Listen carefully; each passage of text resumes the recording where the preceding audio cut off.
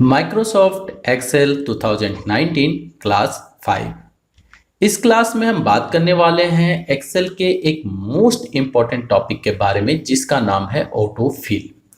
Autofill एक ऐसा option है जिसके द्वारा आप समय तो बचा ही सकते हैं, गलतियों से भी बच सकते हैं। तो क्या होता है ऑटोफिल और कैसे करते हैं इसका इस्तेमाल, चलिए देखते हैं। मैंने एक्सेल ओपन कर लिया और यहाँ पे हम अपने प्रीवियस जो फाइल सेव कर रखी थी उसी को ओपन कर लेते हैं, जो कि प्रोजेक्ट 1 था। तो इस पे मैंने एक बार क्लिक कर दिया रिसेंट वाले लिस्ट में और वो फाइल हमारे सामने खुल के आ गई।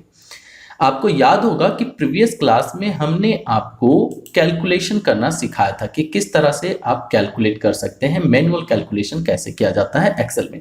तो जैसा कि आपने देखा था, यहाँ पे क्वांटिटी और रेट को हमने मल्टीप्लाई किया था अमाउंट वाले घर में, और हर घर में अमाउंट के जितने भी यहाँ सेल हैं सभी में हमने ये काम किया था।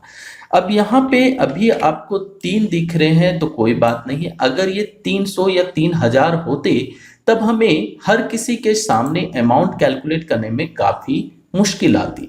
तो इस मुसीबत से बचने के लिए ऑटोफिल का इस्तेमाल कर सकते हैं। ऑटोफिल कैसे काम करता है चलिए समझाता हूं। इसे सबसे पहले मैं डिलीट कर देता हूं और ऊपर में सिर्फ मैंने एक कैलकुलेशन कर लिया। मैं इस पर डबल क्लिक करता हूं जिससे आप देख सकें कि क्या मैंने किया था। तो लास्ट क्लास में हमने कुछ ऐसा किया था कि क्वांटिटी को हमने क्लिक किया था, फिर मल्टीप्लिकेशन का साइन लगाया हमने और फिर रेट को क्लिक किया। जब हमने क्वांटिटी पे क्लिक किया तो इसका सेल एड्रेस जो है C और इधर से 2 वो यहाँ छप गया C2। उसके बाद एस्ट्रिक साइन लगाया हमने, जो कि एक्सेल में मल्टीप्लिकेशन के लिए यूज किया जाता है। फिर हमने रेट पे क्लिक किया, तो रेट पे क्लिक करने पे क्या हुआ, इसका सेल एड्रेस अर्थात D और 2 यहाँ पे टाइप हो गया। अब जब हम एंटर कर रहे हैं तो यहाँ पे इसका टोटल अमाउंट निकल के आ जा रहा है। अब यहाँ कॉपी में अगर हम चलें तो कॉपी में भी यही काम करना होगा हमें, मतलब ये क्वांटिटी को रेट से मल्टीप्लाई करना होगा, लेकिन हम नहीं करेंगे अगर ऑटोफिल का इस्तेमाल करें। तो ऑटोफिल कैसे इस्तेमाल किया जाता है, तो जो ऊपर में एक हमने कैलकुलेशन किया है एक सेल पे, उस पे जाएंगे। यहाँ कॉर्नर में अगर नीचे देखेंगे तो आपको एक छोटा सा ब्लैक स्क्वायर नजर आएगा। जब आप उस पे माउस ले जाएंगे तो वहां पे पतला ब्लैक प्लस का साइन बनेगा। इस पे क्लिक करें, होल्ड करें और ड्रैग कर दें। अब क्या होगा, जो भी हमने ऊपर में कैलकुलेट किया था उसी के रिगार्डिंग नीचे रिलेटिव रेफरेंस लेते हुए कैलकुलेशन को एक्सेल ने कंप्लीट कर दिया। रिलेटिव का मतलब क्या है तो चलिए समझाता हूं। यहाँ पे अगर मैं डबल क्लिक करूं तो क्या आया, C2 मल्टीप्लाई D2। चलिए मैं स्किप कर रहा हूं और फिर बाहर हो गया एडिट मोड से। फिर मैं दूसरे वाले पे डबल क्लिक कर रहा हूं, अब यहाँ क्या आ गया, C3 मल्टीप्लाई D3। चलिए इसे भी मैं स्किप करके बाहर हो गया। नीचे वाले पे क्लिक करता हूं, D4 और C4 को यहाँ मल्टीप्लाई किया गया। तो आपने देखा ऊपर में C2 और D2 था, तो इसके बाद C3 D3।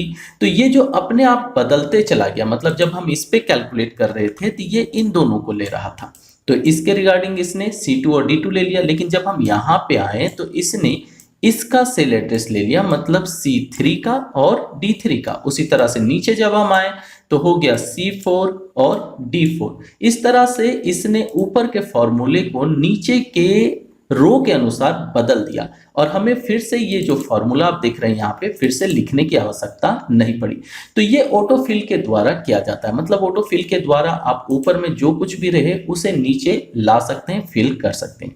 और ऐसा नहीं है कि सिर्फ आप फॉर्मूला या फंक्शन को ही नीचे फिल कर सकते हैं, दूसरी चीजें भी कर सकते हैं। एग्जाम्पल के तौर पे हम थोड़ा सा स्क्रॉल कर लेते हैं और यहाँ पे हमने लिखा 1 और एंटर कर दिया, और 1 को मैंने क्लिक किया और यहाँ थोड़ा फॉर्मेट कर लेते हैं। जैसे कि यहाँ पे मैंने थोड़ा सा फिल कलर ले लिया और इसे कर दिया सेंटर, ओके, जिससे आसानी से समझ सके।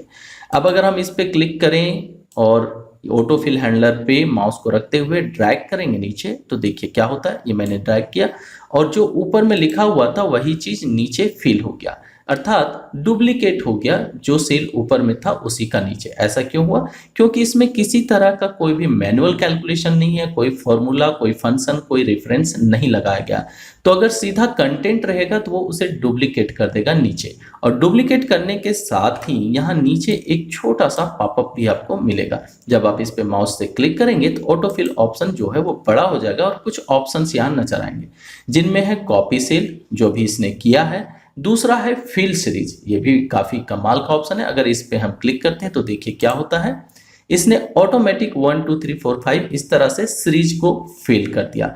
अगर मैं यहाँ पे लिखूं जनवरी, जैसे कि मैंने लिखा JAN और मैंने एंटर किया, एंटर करने के बाद वापस उसी सेल पे मैंने क्लिक किया और उसके ऑटो फिल हैंडलर को क्लिक किया, होल्ड किया और ड्रैग किया, तो ये देखिए क्या हो गया, जनवरी के बाद फरवरी, मार्च, अप्रैल वगैरह ये जो है ऑटोमेटिक सीरीज में फिल होता चला गया।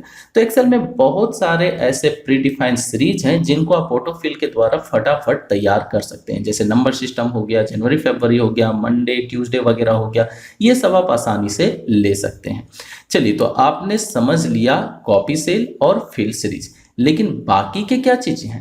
तो यहाँ पे फिल फॉर्मेटिंग ओनली और फिल विदाउट फॉर्मेटिंग का मतलब क्या है? चलिए, इसे समझने के लिए मैं इस डाटा में थोड़ा सा फेरबदल करता हूँ। सबसे पहले मैं क्या करता हूँ, इन्हें सिलेक्ट करता हूँ और पूरा क्लियर कर देता हूँ।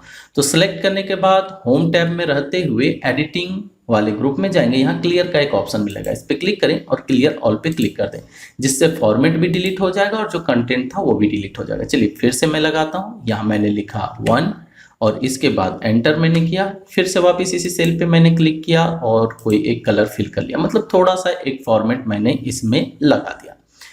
अब अगर मैं इसे यहाँ पे क्लिक करके ऐसा ड्रैग करूं और फिर इसके ऑटो फिल वाले ऑप्शन में जाऊं और यहाँ से फिल फॉर्मेटिंग वाली लो तो क्या होगा? चलिए मैं क्लिक करता हूँ और ये देखिए क्या हुआ, इसने जो ऊपर में कंटेंट था उसे नीचे फिल नहीं किया, लेकिन ऊपर में जो मैंने फॉर्मेट लगा रखा था, फॉर्मेट मतलब इसमें मैंने जो कलर फिल किया था वो बाकी सारे सेल पे फिल हो गया।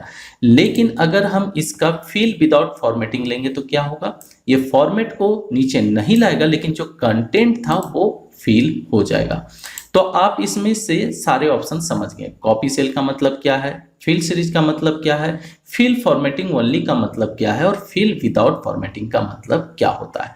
फ्लैश फिल के बारे में आगे मैं एक कंप्लीट वीडियो लेके आऊंगा, ये भी कमाल का ऑप्शन है, कह सकते हैं जादू है। इससे आप वो सारे काम कर सकते हैं जो सोचना भी मुश्किल होता है एक्सेल में। जब आप देखेंगे तो काफी हद तक समझ जाएंगे कि फ्लैश फिल होता क्या है। फिलहाल हम लोग ऑटो फिल के बारे में बात कर रहे हैं और ऑटो फिल में आपने देखा कि copy cell, fill series, fill format only और फिल विदाउट फॉर्मेट कैसे काम करता है। साथ ही आपने देखा कि अगर कोई फंक्शन ऊपर में हो और अगर हम उसका ऑटो फिल लेते हैं तो वो रिलेटिव रेफरेंस के द्वारा बाकी नीचे सेल जो है उन्हें भी फिल कर देता है।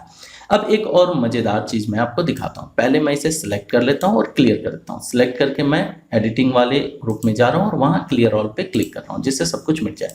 अब यहां मैं लिख रहा हूं कुछ, जैसे कि मैंने लिखा 3, इसके बाद नीचे आया और यहां मैंने लिखा 6। ओके, अब इन दोनों को मैं सिलेक्ट कर लेता हूं इस तरह से, दोनों ही सेल को मैंने सिलेक्ट कर लिया। दोनों सिलेक्ट करने के बाद इसका जो यहाँ पे फिल हैंडलर है उस पर मैंने क्लिक किया, होल्ड किया और ड्रैग किया।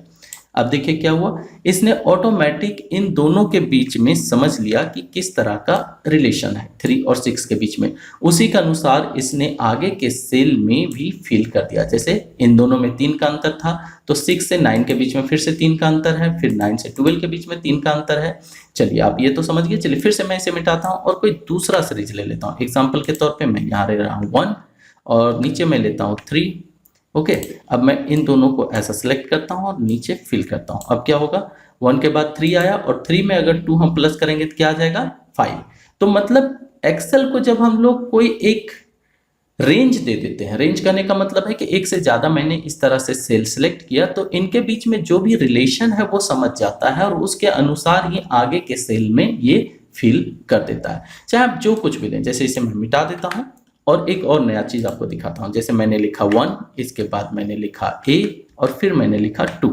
अब अगर मैं इन तीनों को सिलेक्ट करूंगा तो क्या होगा, ऑटो फिल अगर लेता हूं तो ये देखिए यहां पे इसने 1 का आगे ले लिया है, 2 आ गया, 1 के बाद A रहा और यहाँ 3 हो गया। मतलब ये समझ गया कि इन दोनों के बीच में 1 का बढ़त है तो इसने उसी तरह से बढ़त लगाया। यहाँ 1 था तो फिर से शुरू हुआ सीरीज, तो यहाँ पे 2 हो गया और जहाँ 2 था वहाँ 3 हो गया और A में किसी तरह का बदलाव नहीं था तो A ही रह गया।